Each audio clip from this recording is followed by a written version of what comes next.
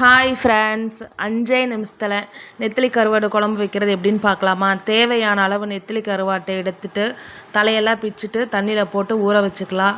வடச்சட்டியில் எண்ணெய் ஊற்றிட்டு கொஞ்சம் கடுகு, சோம்பு ரெண்டையும் போட்டு தாளிச்சிக்கலாம். சோம்பு போட்டு தாளிக்கும் போது கருவாட்டு குழம்பு நல்லா மணமாக இருக்கும். கொஞ்சம் சின்ன வெங்காயம், பூண்டு கட் பண்ணி வச்சுருக்கிறேன், அதையும் இது கூட போட்டு கொஞ்சம் நல்லா வதக்கி எடுத்துக்கலாம்.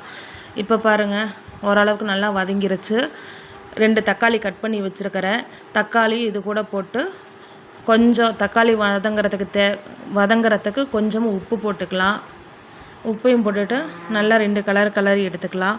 இப்போ கருவாடு தண்ணியில் போட்டு ஊற வச்சுருக்குறோம். அந்த கருவாட்டை மண் இல்லாமல் நல்லா சுத்தமாக வாஷ் பண்ணி எடுத்துக்கலாம். இப்போ பாருங்கள், நல்லா பளிச்சுன்னு வாஷ் பண்ணி எடுத்தாச்சு. இப்போ தக்காளி நல்லா வதங்கிருச்சு. இது கூட 2 உருளைக்கிழங்கு, கொஞ்சம் வாழைக்காய் கட் பண்ணி வச்சுருக்கிறேன். கருவாட்டு குழம்புக்கு வாழைக்காய், கத்திரிக்காய், முருங்கைக்காய், உருளைக்கிழங்கு எல்லாம் போட்டு வச்சா நல்லாயிருக்கும். எங்கிட்ட இன்றைக்கி வாழைக்காயும் உருளைக்கிழங்கு மட்டும்தான் இருந்தது, அதனால் அந்த 2 மட்டும் போட்டுட்டேன். நீங்கள் உருளைக்கிழங்கு, கத்திரிக்காய் இருந்ததுனாலும் போட்டுக்கலாம். இது கூட முருங்கைக்காய் இருந்தாலும் போட்டால் நல்லா மணமாக இருக்கும். இப்போ இந்த போட்ட எல்லா காய்கறிகளும் நல்லா வணங்கிருச்சு.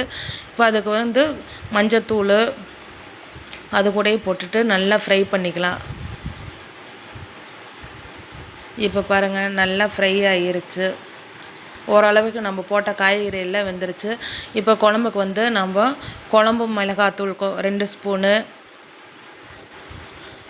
கொஞ்சமாக மிளகாத்தூள், மல்லித்தூள் 2 ஸ்பூனு இதெல்லாம் போட்டுட்டு நல்லா காயோடு நல்லா பிரட்டி விட்டுக்கலாம்.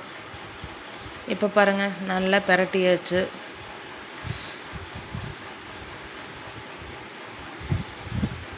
நல்லா வதங்கிருச்சுங்க. ஒரு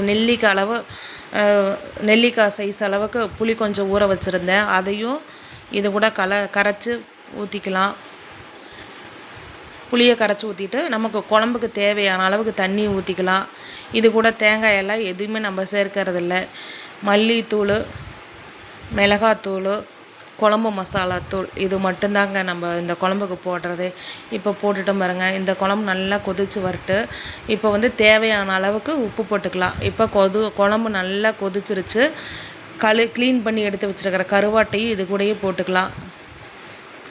எல்லா கருவாடையும் போட்டுட்டு அதை கொஞ்சம் மாங்காய் கட் பண்ணி வச்சுருக்கிறேன், மாங்காயும் அது கூட போட்டுக்கலாம். கருவாட்டு குழம்புல மாங்காய் போட்டோம்னா நல்லா டேஸ்ட்டாக இருக்குங்க. நீங்களும் இது கூட கொஞ்சம் மாங்காய் இருந்தால் போட்டுக்குங்க.